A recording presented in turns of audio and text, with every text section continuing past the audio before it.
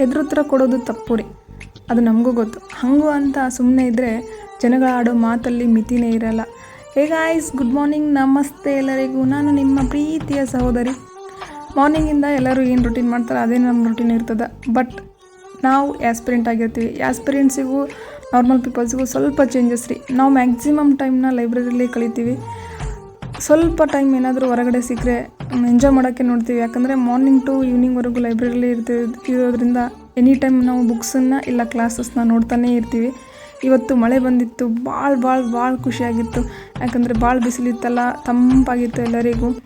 ಅದು evening time ಮಳೆ ಬಂದರೆ ಆ ಮಜಾನೇ ಬೇರೆ ಅಲ್ಲ.